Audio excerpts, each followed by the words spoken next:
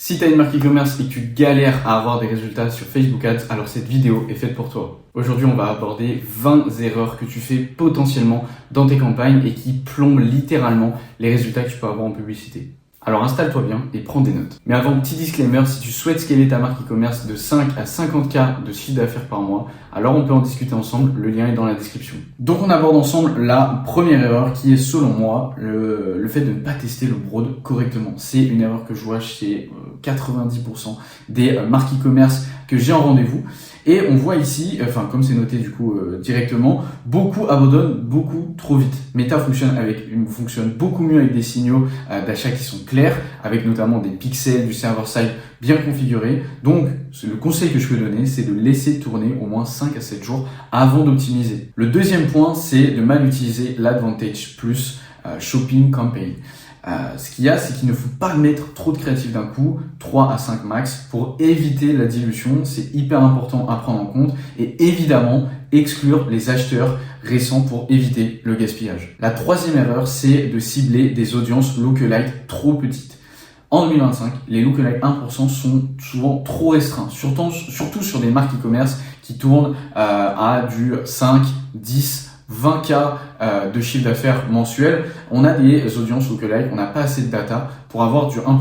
Le mieux, c'est de tester justement entre 3 et 10%. Je l'ai noté ici, entre 5 et 10. C'est quand même beaucoup mieux, combiné aussi avec du broad pour faire du volume, ce qui est hyper important puisqu'encore une fois, comme dans beaucoup de choses, il faut allier la qualité avec la quantité. Le quatrième point, évidemment, c'est de ne pas exclure les mauvais segments. C'est une erreur monumentale, mais pour autant, exclure les visiteurs qui n'achètent pas, par exemple ceux qui abandonnent au checkout, des choses comme ça, c'est un gain énorme en termes de coût par résultat, puisque justement, on exclut les touristes qui sont là pour cliquer, qui sont intéressés par la pub ou par je ne sais quoi, mais pas par l'achat, ce que nous, on cherche absolument. Et la chose importante ici, c'est évidemment de regarder le taux de conversion par audience. La cinquième erreur, c'est de cibler des intérêts qui sont trop évidents. Beaucoup d'e-commerçants mettent des intérêts ultra concurrentiels. Par exemple, on vend des chaussures, on met Nike. Ça a du sens, j'allais dire ça n'a aucun sens, mais ça a du sens, mais c'est quelque chose qu'il faut absolument éviter. Le mieux, c'est de tester justement des combinaisons beaucoup plus larges d'intérêts ou qui sont moins évidentes pour sortir un petit peu de la masse et aller toucher des personnes qui sont susceptibles d'acheter, mais qui ne sont pas, encore une fois, diluées complètement dans du Nike ou des intérêts beaucoup trop larges. En sixième point, ce qu'on peut noter, c'est de ne pas utiliser trop de texte sur les créas. Ça a deux effets. Le premier, c'est que c'est une créa qui est moins efficace. Quand il y a beaucoup de choses, ça prend beaucoup de temps pour le cerveau, beaucoup plus d'énergie. Et comme notre cerveau est de nature flemmarde, évidemment, les clients potentiels sont beaucoup plus enclins à quitter la créa et à ne pas cliquer. Et évidemment, Meta préfère aussi, comme je l'ai noté ici, des créatives qui sont beaucoup plus visuelles, impactantes, percutantes. Donc, le conseil que je peux donner, c'est d'utiliser le moins de créa, d'être très court, direct et percutant, encore une fois, ce qui marche le mieux. En septième point, on peut noter le fait d'oublier le hook dans les vidéos. C'est quelque chose que, pareil, je vois très souvent et qui, malheureusement, plombe énormément les résultats qu'on peut avoir en ads. Les 3 premières secondes, elles sont cruciales. Je le répète une dernière fois, mais mettre une accroche forte, un problème client ou un visuel impactant en début de vidéo dans les 3 premières secondes, encore une fois, c'est juste quelque chose d'inévitable et qui est nécessaire pour le bon succès, encore une fois, d'une créa vidéo. En 8e erreur, on retrouve tester trop de créa d'un coup. C'est une erreur surtout sur des petits budgets que je vois trop souvent et Meta a du mal à optimiser justement quand il y a trop de variations dans une même campagne. Tester 3 à 5 créas, ça dépend encore une fois beaucoup du budget, mais tester 3 à 5 créas par audience, en même temps, c'est ce que je peux conseiller, 5 étant le maximum pour des budgets de quelques milliers d'euros, voire même quelques dizaines de milliers d'euros, avec quelques variations, 5 créas, ça fait largement le taf. L'erreur numéro 9, évidemment, c'est de ne pas adapter les créatives au placement. Il faut absolument adapter les formats, par exemple pour du story réel, j'ai mis quelques exemples ici, mais des vidéos très rapides avec sous-titres, quelque chose de catchy, pour le feed, des visuels carrés qui sont engageants et pour des carousels, évidemment du storytelling, de la démo produit, ça marche à tous les coups. Erreur numéro 10, ne pas utiliser assez le contenu UGC, c'est quelque chose qui est trop sous-estimé, surtout en 2025 je trouve, mais pour autant c'est quelque chose qui est absolument à mettre en place.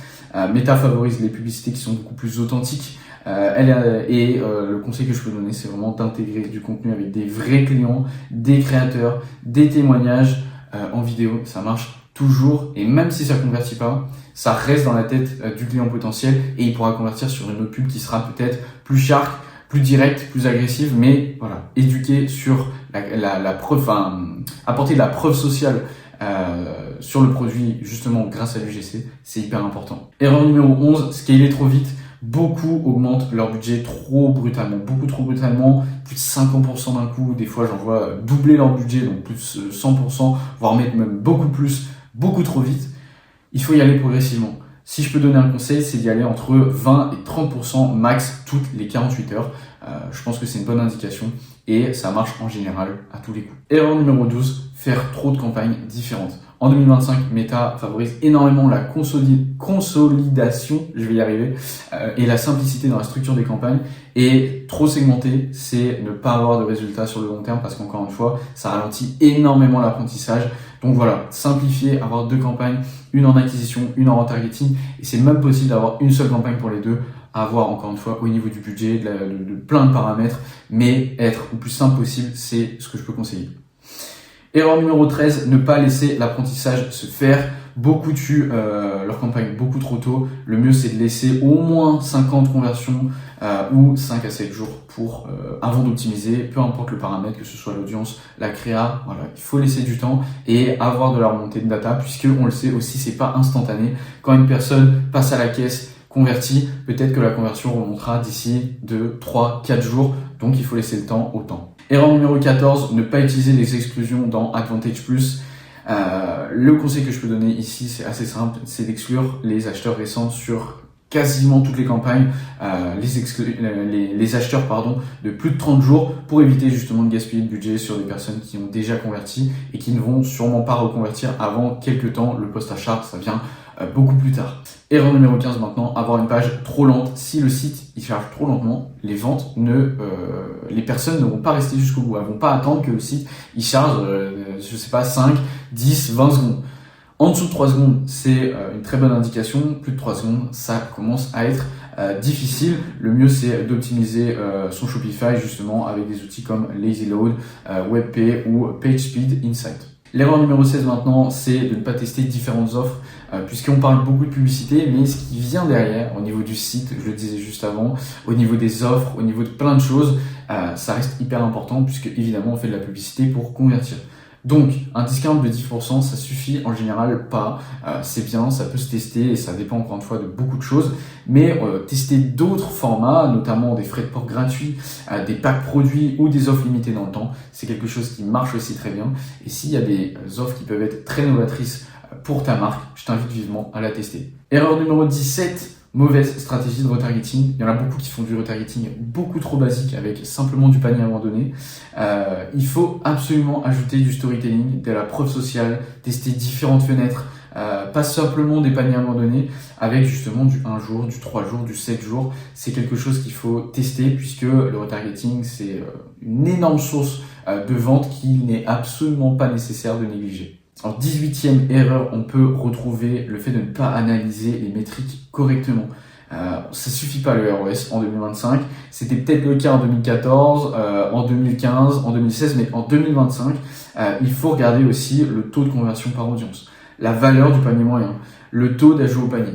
Tout ça, c'était, bon, pareil, des choses qu'il fallait quand même regarder en 2015, en 2016, mais qui sont d'autant plus d'actualité aujourd'hui, en sachant que les coûts par acquisition, ils ont augmenté par rapport à ces années où le début de la publicité, où c'était vraiment l'âge d'or de la publicité, c'est beaucoup moins le cas maintenant. Donc il faut optimiser absolument tout et ne pas regarder que le ROS. L'erreur numéro 19 et avant-dernière, c'est d'ignorer l'importance de la lifetime value. C'est quelque chose que je vais sûrement aborder dans un réel tellement, dans un YouTube Short tellement c'est important. Parce qu'encore une fois, beaucoup trop d'e-commerçants, notamment dans les rendez-vous que je peux avoir au quotidien, ils cherchent le profit immédiat. Ils cherchent à avoir la conversion, le ROS qui est à je ne sais combien, à plus de 1, à plus de 2, à 10 pour certains.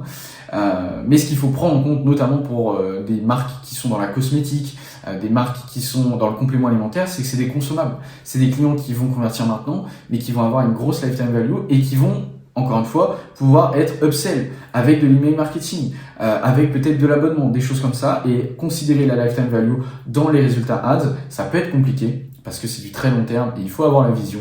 Mais quand c'est fait, encore une fois, c'est full bénéfice. Et erreur numéro 20 pour terminer, ne pas utiliser de tests AB correctement. Les AB tests, c'est hyper important. Et si je peux donner un conseil, c'est tester des éléments, tester un seul élément à la fois. Visuel, copie, call to action. Et ensuite, on attend d'avoir assez de data pour tirer les conclusions, pour optimiser et itérer. Il y en a beaucoup qui testent l'audience plus le copy, ou un certain élément d'une créa plus le titre, ou le call to action. Voilà, encore une fois, il faut vraiment y aller étape par étape. C'est un peu long, c'est fastidieux. Des fois, ça prend plusieurs jours, plusieurs semaines pour vraiment AB tester correctement. Mais le but de l'AB test, c'est d'avoir un point A et un point B à comparer, encore une fois, et pas faire un ABCD test. C'est AB test, il y a une raison pour ça. Donc voilà un petit peu pour les 20 erreurs que tu ne dois absolument pas commettre. Tu dois les connaître, mais tu ne dois pas les commettre en ads. Maintenant, si tu as une marque e-commerce et que tu souhaites scaler entre 2, 5 à plus de 50K de chiffre d'affaires mensuel, il y a un lien dans la description pour qu'on puisse échanger ensemble. Je suis très content de t'avoir eu avec moi pendant toute la longueur de cette petite vidéo. J'espère qu'elle t'aura plu. Dis-moi ce que tu en penses en commentaire. Et puis, on se retrouve évidemment sur les autres vidéos de la chaîne et on se retrouve sur LinkedIn pour un max de contenu quotidien.